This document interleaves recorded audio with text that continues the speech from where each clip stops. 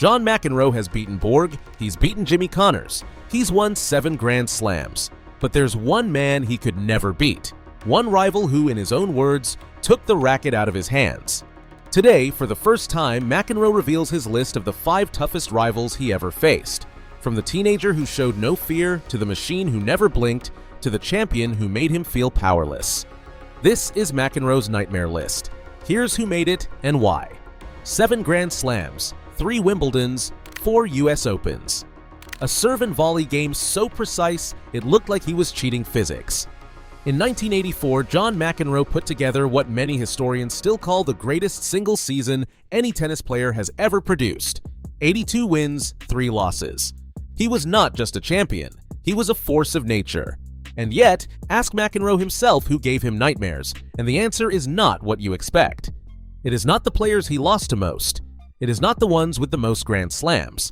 It is 5 specific men, 5 very different problems, each one exposing a different crack in the armor. Here is the paradox at the center of this list. McEnroe's greatest weapon was never his forehand or his volley. It was his mind. His ability to read a match, shift the emotional temperature of a court, and make opponents feel the weight of the moment. So how do you beat a man whose primary weapon is psychological? You become someone he cannot read. You become someone who feels nothing. Or you become someone who arrived too late for him to stop. 5 rivals, 5 mirrors. Let's count them down. Rival number 5, Boris Becker. Head-to-head, Becker leads 8 wins to 2. The number alone is brutal, but the number that defines this rivalry is not 8. It is 6 hours and 21 minutes. 1987 Davis Cup, Hartford, Connecticut. McEnroe is 28 years old, a 3-time Wimbledon champion, one of the most decorated players on the planet. Boris Becker is 19. He has won Wimbledon twice already, but on paper, this is still McEnroe's moment. McEnroe's stage, McEnroe's country. The second set alone runs nearly 2.5 hours. At some point deep in that match, McEnroe goes to hit a backhand volley, a shot he has made 10,000 times in his career. Routine, automatic. He misses it. Becker sees it. Not the miss, the hesitation before it, the slight tightening. And Becker later says that was the exact moment he knew McEnroe was getting shaky. A 19-year-old reading the greatest pressure player of his generation. And he was right. The United States loses. They are relegated from the world group for the first time in history. McEnroe's confession, he was too young to know he should be afraid of me. That is the key. Becker had no history with McEnroe to fear. No scar tissue. He walked onto that court with nothing to protect, and that made him dangerous in a way that experience cannot manufacture. Rival number 4, Ivan Lendl. Head-to-head, Lendl leads 21 wins to 15. 1984, Roland Garros. McEnroe is in the middle of that historic season, 82-3. He wins the first 2 sets of the French Open final. He is 2 sets from completing the career Grand Slam. He is, by every measure, the best player in the world on that day. Then a cameraman moves. One small, accidental sound. McEnroe's concentration fractures for a single second. Lendl feels the shift, not sees it, feels it. And from that moment, he never lets go. The crowd, point by point, slowly turns. What started as a McEnroe crowd becomes a Lendl crowd. The momentum transfers like a current switching direction. McEnroe loses the match. He walks off without turning around. No acknowledgement of the crowd, nothing. Roland Garros remains the one Grand Slam he never wins. McEnroe called Lendl a robot, publicly, more than once. No emotional lever, no off switch, no door to knock on.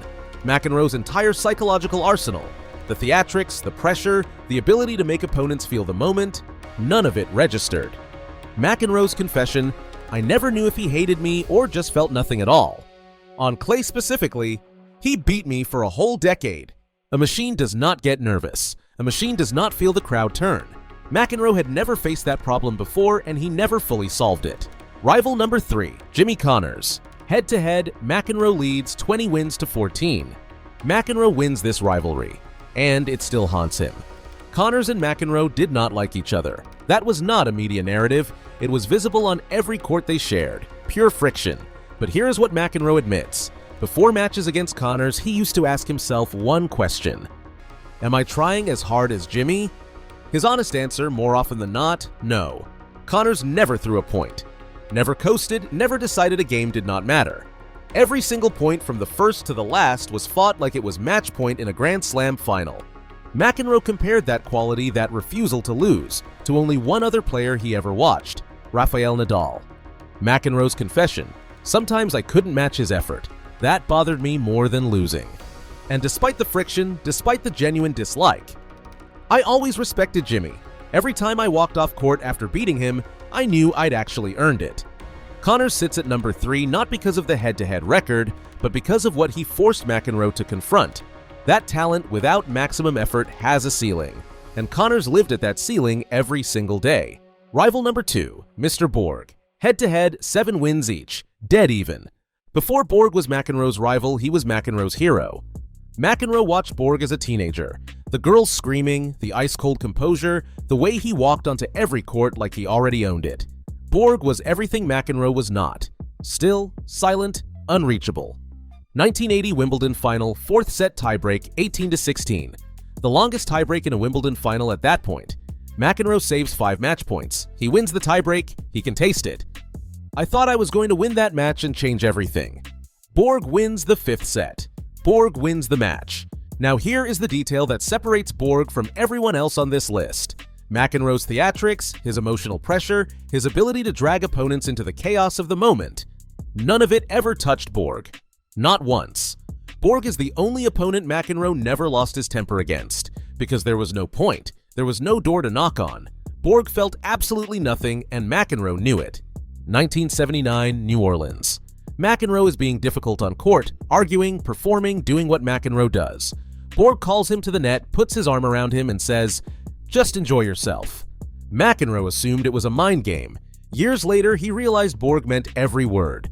Borg retired at 25 years old, 11 Grand Slams. He simply walked away. McEnroe called him more than once, told him the game needed him. "I needed him." McEnroe calls Borg his greatest rival, but, and this is the critical distinction, not his toughest opponent. Greatest rival is about the relationship, the history, the mirror they held up to each other. Toughest opponent is something else entirely. That title belongs to someone else. Rival number 1, Pete Sampras. Head-to-head, Sampras leads 3 wins to 0. McEnroe never beat him, not once. Something he had never felt before in his career. Completely and utterly helpless. To understand why, you have to understand how McEnroe's game worked. His entire system was built on reading the situation before it happened, before the point even started. It was not just pace. Every elite player at that level has pace. McEnroe could not read it, could not position for it, could not take time away from a serve that gave him no time to begin with. The racket was taken out of his hands before he could use it. McEnroe's exact words confirmed, "It felt like I just had the racket taken out of my hands." And McEnroe is precise about this. Sampras was not reckless, was not lucky, was not riding a hot streak. He knew exactly what he was doing, and he did it perfectly every single time. At an exhibition years later, McEnroe is asked directly, "Who was the toughest player you ever faced?" "Of all the players I ever played, Pete was the toughest guy." Then he adds one more thing, a line that reframes the entire list. "Pete arrived at exactly the wrong moment for me anyway." That sentence carries more weight than it appears to. McEnroe is not making an excuse. He is acknowledging something honest. Time is the one opponent nobody beats. Sampras did not just beat McEnroe the player. He arrived at the precise moment when McEnroe's window was closing, and made sure it closed completely. 5 rivals, 5 completely different problems. Becker brought fearlessness, the one thing experience cannot intimidate. Lendl brought emotional absence, a wall McEnroe's psychological game could never climb. Connors brought effort so relentless, it made McEnroe question his own commitment. Borg brought stillness, a mirror that reflected McEnroe's chaos back at him without flinching. And Sampras brought something McEnroe had no answer for, a weapon so complete it made McEnroe's greatest strengths irrelevant before the point began. McEnroe said it himself. Maybe the toughest opponents were never really about tennis. Maybe they were mirrors. That is the real lesson inside this list. The rivals who define a champion are not the ones they beat most easily. They are the ones who force them to see what they cannot fix, what they cannot control, and what time will eventually take from all of them. Every great competitor has a version of this list, the opponents who expose the gap between who they were and who they needed to be. McEnroe's list just happens to include 5 of the greatest players who ever lived. If you've made it this far, you already know this channel is different. No filler, no recycled highlights, just real analysis of the players and moments that shape this sport. Thousands of tennis fans are already here, and we're just getting started. Hit subscribe and join the conversation.